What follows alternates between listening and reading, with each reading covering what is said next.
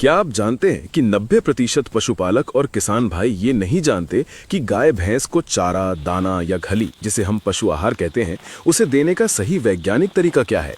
जी हाँ, ये सुनने में थोड़ा कड़वा लग सकता है, लेकिन सच्चाई यही है कि हमारे देश में अधिकतर डेयरी फार्मर्स अपनी मेहनत की गाढ़ी कमाई महंगे पशु आहार पर खर्च तो कर रहे हैं, लेकिन खिलाने का तरीका गलत होने की वजह से ना तो पशु का दूध बढ़ता है और ना ही उसकी सेहत सुधरती है।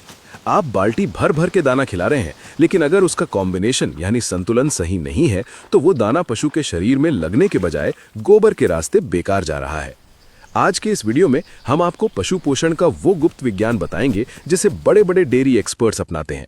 अगर आप आज बताई गई बातों को अपने फार्म पर लागू करते हैं तो मैं दावे के साथ कह सकता हूं कि आपकी गाय या भैंस का दूध उत्पादन 20 से 30% तक बढ़ जाएगा, फैट और एसएनएफ की समस्या खत्म हो जाएगी और पशु समय पर गाभिन भी होगा।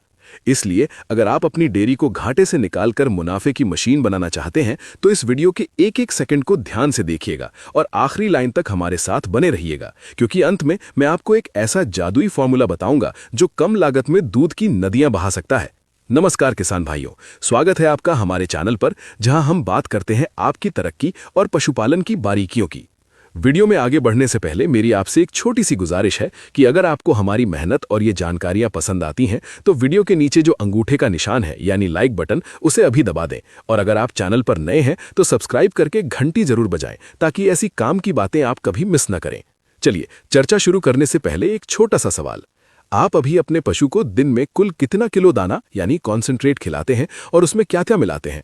नीचे कमेंट बॉक्स में लिखकर हमें जरूर बताएं ताकि हम जान सकें कि आप कहां गलती कर रहे हैं और आपको सही सलाह दे सकें। सबसे पहले हमें यह समझना होगा कि गाय और भैंस इंसानों की तरह नहीं होते। उनका पाचन तंत्र पूरी तरह अलग होता है। भगवान ने उन्हें 4 पेट दिए हैं, जिनमें सबसे महत्वपूर्ण और सबसे बड़ा हिस्सा होता है र्यूमेन। र्यूमेन को आप एक 100-150 लीटर का बड़ा फर्मेंटेशन टैंक या एक भट्टी मान सकते हैं। जब भी आप पशु को कुछ खिलाते हैं, चाहे वो हरा चारा हो, सूखा भूसा हो या महंगा दाना, वो सीधे पशु को नहीं लगता, वो इस र्यूमेन में जाता है, जहां अरबों खरबों की संख्या में सूक्ष्म जीवाणु यानी माइक्रोब्स रहते हैं। ये जीवाणु उस चारे को खाते हैं, उसे तोड़ते हैं और पचाते हैं। आसान भाषा में कहें तो आप अपनी गाय को नहीं पाल रहे, बल्कि आप गाय के पेट में मौजूद उन जीवाणुओं को पाल रहे हैं।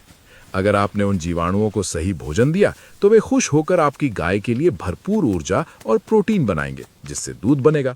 लेकिन 90% किसान गलती क्या करते हैं, वे कभी भी चारे में अचानक बदलाव कर देते हैं। कभी बहुत ज्यादा अनाज खिला देते हैं तो कभी सिर्फ भूसा। इससे पेट के ये मित्र जीवाणु मर जाते हैं, पेट का पीएच बिगड़ जाता है और नतीजा दूध कम, फैट कम और पशु बीमार। तो पहला नियम अपनी डायरी में नोट कर लीजिए, पशु के आहार में स्थिरता और संतुलन सबसे जरूरी है। बदलाव हमेशा धीरे धीरे करना चाहिए, कम से कम 10 से 15 दिनों के अंदर। अब बात करते हैं एक संतुलित पशु आहार यानी बैलेंस्ड राशन के घटकों की। एक दुधारू पशु को मुख्य रूप से 3 चीजों की जरूरत होती है: जीवन निर्वाह के लिए ऊर्जा यानी एनर्जी, दूध बनाने के लिए प्रोटीन और शरीर की मशीनरी चलाने के लिए विटामिन्स और मिनरल्स। हमारे किसान भाई अक्सर भूसे को ही सब कुछ मान लेते हैं। याद रखिए, गेहूं का भूसा या धान की पराली सिर्फ पेट भरने का काम करती है। इसमें पोषण का स्तर लगभग 0 होता है। इसे पचाने में पशु की इतनी ऊर्जा खर्च हो जाती है जितनी इससे मिलती भी नहीं। इसलिए सूखे चारे में हमेशा दलहनी भूसे का मिश्रण रखें। अगर आप 10 किलो सूखा चारा दे रहे हैं तो कोशिश करें कि 5-6 किलो गेहूं का भूसा हो और 4-5 किलो चना, मसूर, अरहर या मूंगफली का भूसा हो। दलहनी भूसे में प्रोटीन की मात्रा अच्छी होती है, जो दूध बढ़ाने में सीधे मदद करती है। अगर आपके पास दलहनी भूसा नहीं है तो सूखे चारे को यूरिया और शीरा से उपचारित करके खिलाना एक बेहतरीन वैज्ञानिक तरीका है, जिससे भूसे की पौष्टिकता मक्का के बराबर हो जाती है। हरे चारे की बात करें तो ये पशु के लिए मल्टीविटामिन कैप्सूल की तरह है, लेकिन यहाँ भी एक पेंच है। सिर्फ बरसीम या रिचका खिलाना भी सही नहीं है और सिर्फ ज्वार मक्का खिलाना भी गलत है। बरसीम और रिचका में प्रोटीन बहुत ज्यादा होता है लेकिन ऊर्जा कम, जबकि मक्का ज्वार में ऊर्जा ज्यादा होती है लेकिन प्रोटीन कम। दूध उत्पादन के लिए ऊर्जा और प्रोटीन का सही अनुपात होना चाहिए, इसलिए हरा चारा हमेशा मिला कर दें, यानी 60% अनाज वाला चारा जैसे मक्का, ज्वार, बाजरा, जई और 40% दलहनी चारा जैसे बरसीम, लोबिया, रिजका। ये मिश्रण पशु के पेट में जाकर एकदम सही तालमेल बिठाता है। अक्सर देखा गया है कि जब बरसीम का सीजन आता है तो किसान भर भर कर बरसीम खिलाते हैं, जिससे पशु को दस्त लग जाते हैं और दूध का फैट गिर जाता है। इसका कारण है फाइबर की कमी। ऐसे समय में सूखे चारे की मात्रा थोड़ी बढ़ा देनी चाहिए। और हाँ, जिस समय हरा चारा उपलब्ध ना हो उस समय के लिए साइलेज यानी चारे का अचार बनाना सीखें। साइलेज दुनिया का नंबर 1 पशु आहार माना जाता है, क्योंकि इसमें चारे के सारे गुण सुरक्षित रहते हैं और ये पचने में बेहद आसान होता है। अब आते हैं वीडियो के सबसे महत्वपूर्ण हिस्से पर, दाना मिश्रण यानी कॉन्सेंट्रेट फीड। यही वो जगह है जहां सबसे ज्यादा पैसा खर्च होता है और सबसे ज्यादा गलतियां होती हैं। बाजार के रेडीमेड बोरी बंद दाने पर आंख बंद करके भरोसा ना करें। आप घर पर ही आधे दाम में उससे 2 गुना ताकतवर दाना बना सकते हैं। पेन कॉपी उठा लीजिए और इस फॉर्मूले को लिख लीजिए। एक आदर्श दाना मिश्रण बनाने के लिए आपको 100 किलो के बैच में इन चीजों को मिलाना है। सबसे पहले 30 से 35 किलो अनाज। अनाज में आप मक्का, गेहूं, जौ, बाजरा या ज्वार ले सकते हैं। सर्दियों में मक्का और बाजरा बेहतर है क्योंकि ये गर्म होते हैं। गर्मियों में जौ और गेहूं का इस्तेमाल करें। अनाज पशु को ऊर्जा देता है। अगर ऊर्जा नहीं होगी तो प्रोटीन किसी काम का नहीं। लेकिन ध्यान रहे, अनाज को बहुत बारीक आटा यानी फाइन फ्लार नहीं बनाना है। इसे मोटा दलिया जैसा पीसना है। बारीक आटा पेट में जाकर लई जैसा चिपक जाता है और एसिडिटी पैदा करता है, जिससे पशु जुगाली करना बंद कर देता है। इसके बाद 100 किलो मिश्रण में आपको डालनी है 25 से 30 किलो खली यानी ऑयल केक्स। खली प्रोटीन का मुख्य स्रोत है। आप सरसों, बिनौला, मूंगफली, सोयाबीन या तिल की खली ले सकते हैं। सबसे बढ़िया रिजल्ट तब मिलता है जब आप 2 तरह की खली मिलाएं, जैसे 15 किलो सरसों की खली और 15 किलो बिनौला की खली। सरसों की खली में एक तीखापन होता है, इसलिए इसे सूखा ही कूट कर मिलाएं। इसे रात भर पानी में भिगोकर रखने की पुरानी प्रथा अब वैज्ञानिकों द्वारा गलत मानी जाती है, क्योंकि इससे उसमें फंगस लगने का डर रहता है और कुछ पोषक तत्व नष्ट हो सकते हैं। सोयाबीन की खली प्रोटीन का राजा है। अगर बजट अनुमति दे तो 5-10% सोयाबीन डीओसी जरूर मिलाएं। इससे दूध में जबरदस्त उछाल आता है। तीसरा घटक है चोकर, जिसकी मात्रा 30 से 35 किलो होनी चाहिए। इसमें गेहूं का चोकर, चावल की पॉलिश या चने का छिलका शामिल है। चोकर में फास्फोरस होता है और ये फाइबर का काम करता है, जो पेट को साफ रखता है। चावल की पॉलिश में तेल की मात्रा काफी होती है, जिससे दूध में फैट बढ़ता है। अब आप कहेंगे कि अनाज, खली और चोकर तो हम मिलाते ही हैं, इसमें नया क्या है? नया है वो चौथा स्तंभ, जिसे 99% किसान छोड़ देते हैं और वही उनकी असफलता का कारण है। वो है मिनरल मिक्सचर यानी खनिज लवण और नमक। हमारे खेतों की मिट्टी में अब जिंक, कॉपर, मैंगनीज, कैल्शियम जैसे तत्वों की भारी कमी हो गई है, तो जो चारा उगता है उसमें भी ये नहीं होते। जब पशु को ये नहीं मिलते तो वो अपनी हड्डियों को गलाकर दूध में कैल्शियम भेजता है, जिससे वो कमजोर हो जाता है और बांझपन का शिकार हो जाता है। आपको अपने 100 किलो के घर के बने दाने में 2 किलो अच्छी क्वालिटी का चेलेटेड मिनरल मिक्सचर जरूर मिलाना है। शब्द चेलेटेड पर ध्यान दें, क्योंकि ये साधारण मिनरल मिक्सचर से ज्यादा तेजी से शरीर में लगता है। इसके साथ ही 1 किलो साधारण नमक मिलाना बेहद जरूरी है। नमक पशु की प्यास बढ़ाता है और आयोडीन की कमी पूरी करता है। दूध में 87% पानी होता है। अगर पशु पानी ही कम पिएगा तो दूध कहां से बनेगा? नमक पानी पीने की इच्छा को ट्रिगर करता है। इन सब के अलावा अगर आप दूध का फैट और बढ़ाना चाहते हैं तो इस मिश्रण में 1 किलो मीठा सोडा भी मिलाएं।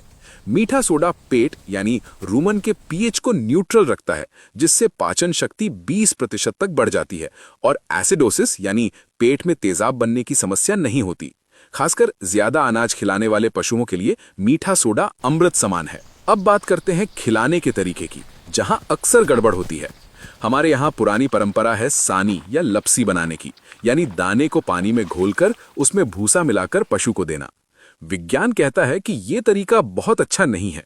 जब हम दाने को पानी में घोल देते हैं तो वो दाना पेट में जाकर सीधा नीचे बैठ जाता है या आगे खिसक जाता है और उसे जुगाली के लिए वापस मुंह में आने का मौका नहीं मिलता।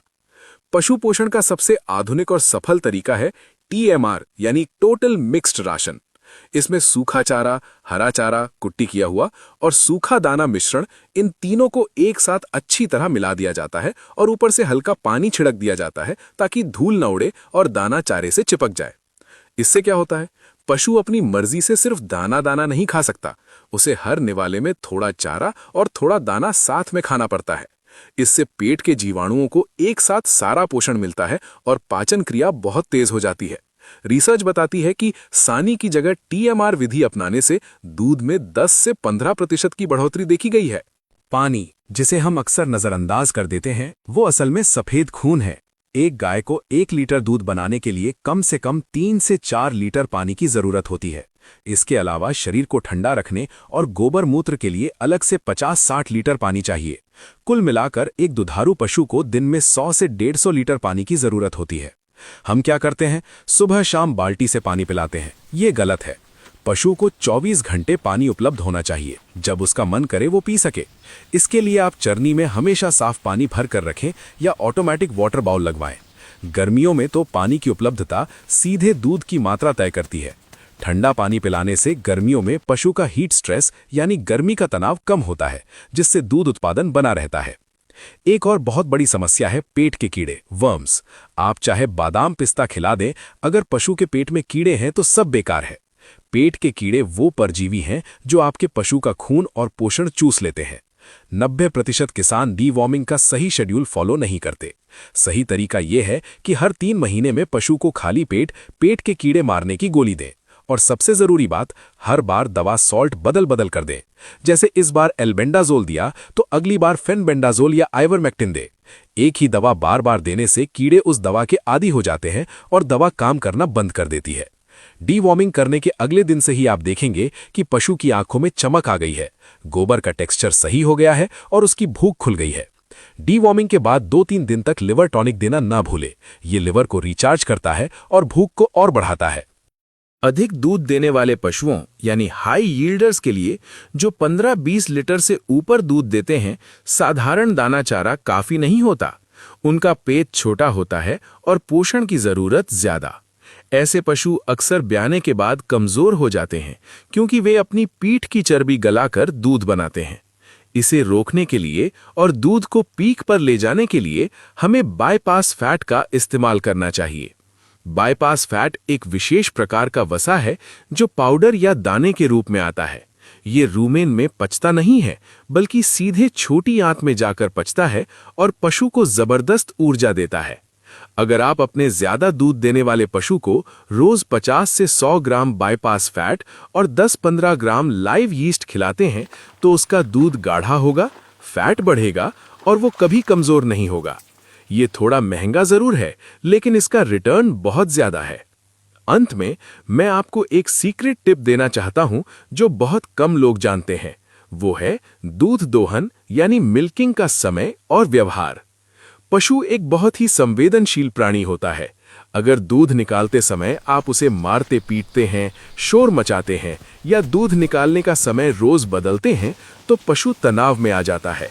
तनाव में आते ही उसके शरीर में एड्रेनलिन हार्मोन बनता है, जो दूध उतारने वाले हार्मोन ऑक्सीटोसिन को रोक देता है। नतीजा, पशु पूरा दूध नहीं उतारता, जिसे हम पौसपाना या डोका करना कहते हैं। ये बचा हुआ दूध थनों में रहकर थनैला रोग पैदा करता है और धीरे धीरे दूध सूखने लगता है। इसलिए दूध निकालते समय पशु को प्यार से सहलाएं, समय निश्चित रखें, जैसे सुबह 5 बजे और शाम 5 बजे, और दूध निकालना 7 मिनट के अंदर पूरा कर लें। पूरा दूध निचोड़ना बहुत जरूरी है, क्योंकि आखिरी की जो धारें होती हैं, उनमें सबसे ज्यादा फैट होता है। तो किसान भाइयों, दूध बढ़ाना कोई जादू नहीं है, ये शुद्ध विज्ञान है। अगर आप आज बताई गई इन बातों का सही दाना मिश्रण यानी अनाज, खली, चोकर, मिनरल, नमक, मीठा सोडा, TMR विधि से खिलाना, 24 घंटे पानी और समय पर डीवर्मिंग का पालन करते हैं, तो दुनिया की कोई ताकत आपके पशु का दूध बढ़ने से नहीं रोक सकती। इसे एक बार आजमा कर देखिए। 15 दिन के अंदर आपको अपनी बाल्टी में फर्क दिखाई देने लगेगा। ये सिर्फ आपकी आय नहीं बढ़ाएगा, बल्कि आपके पशु को एक स्वस्थ और लंबा जीवन भी देगा। हमें उम्मीद है कि ये डीप और डिटेल वाली जानकारी आपके डेयरी फार्मिंग के सफर को बदल कर रख देगी। अगर आपके मन में अभी भी कोई सवाल है दाना बनाने को लेकर या किसी बीमारी को लेकर, तो बेझिझक नीचे कमेंट करें। हम हर कमेंट को पढ़ते हैं और आपकी मदद करने की पूरी कोशिश करते हैं। अगर आपको लगा कि इस वीडियो ने आपकी जानकारी में थोड़ा भी इजाफा किया है, तो इसे अपने साथी किसान भाइयों, व्हाट्सएप ग्रुप्स और फेसबुक पर शेयर करना न भूलें। अच्छी जानकारी बांटने से बढ़ती है। जाने से पहले सब्सक्राइब बटन दबाना याद रखें, क्योंकि हम आपके लिए ऐसे ही रिसर्च आधारित वीडियो लाते रहेंगे। मिलते हैं अगले वीडियो में, तब तक अपने पशुओं की सेवा करते रहें और खुश रहें। जय जवान, जय किसान।